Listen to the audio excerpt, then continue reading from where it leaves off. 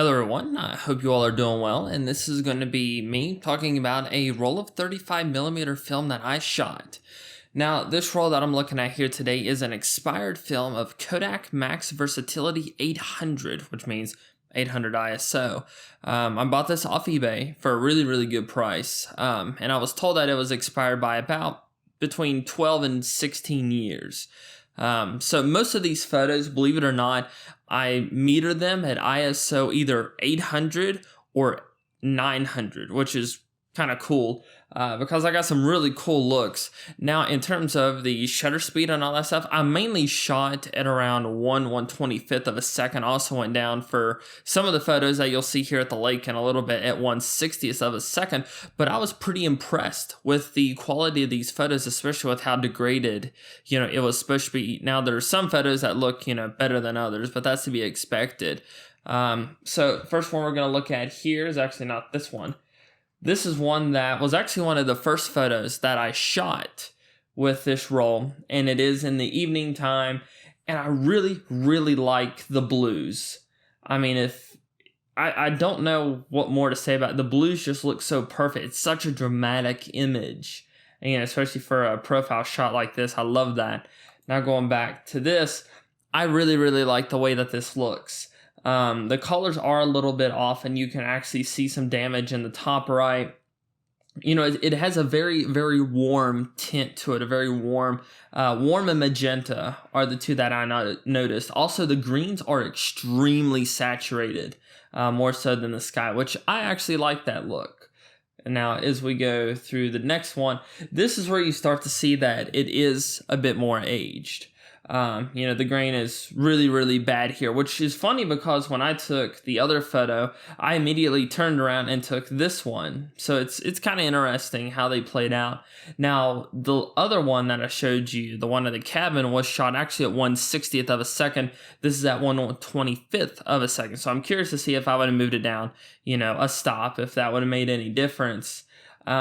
But I still kind of like the aesthetics of this shot. I think it looks very cool. It looks like something from, the mid to late 80s. But this is probably, this and one photo later is where you can tell that it's definitely expired film stock.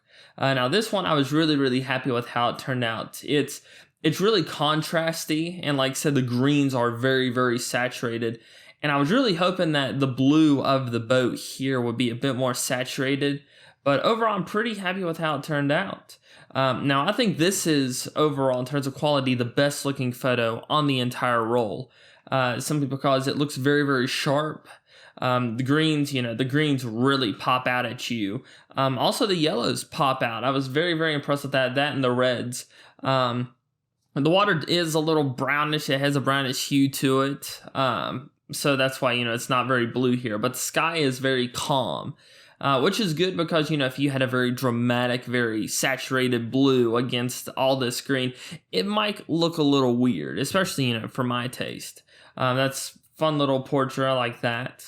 Now, this is one that I shot at 1/60th of a second. For most of these photos from here on out are at 1/60th of a second and actually are shot at 800 ISO, which is native to the box.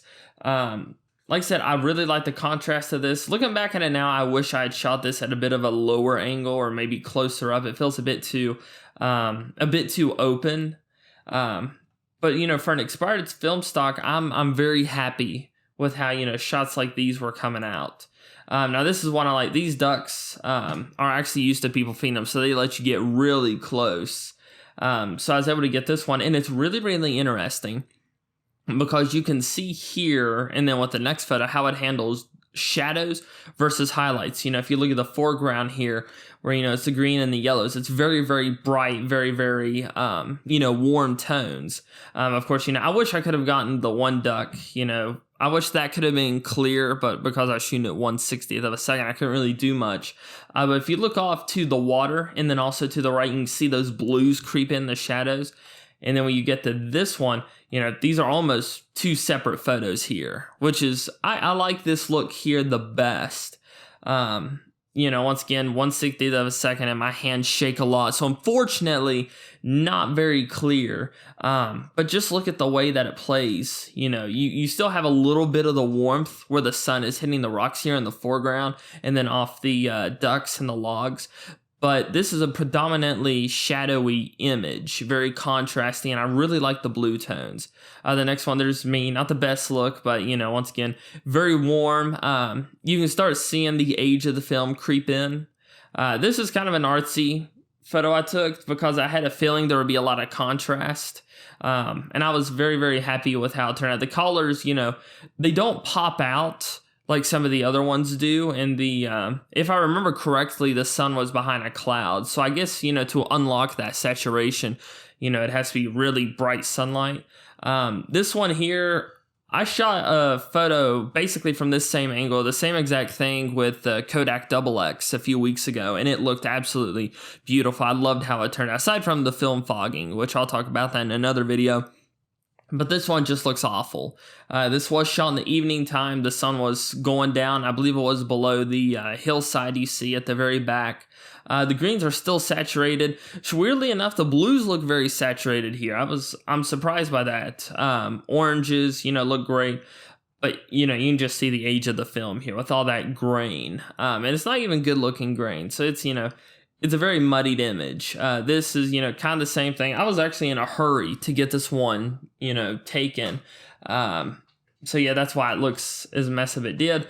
And that's kind of it out of all the photos that I have, which I believe for this one was only 24 shots to the roll. I only had 13 develop. So, when I go back into getting more expired film stock, because I do plan on shooting with more expired film stock, I'm going to have to keep in mind, hey, there's a chance that either none of these are going to develop or, maybe only half of these will develop. Because when I was shooting these are not photos that I would typically take with a 35mm camera. I kind of save the best views, the best places, for 35.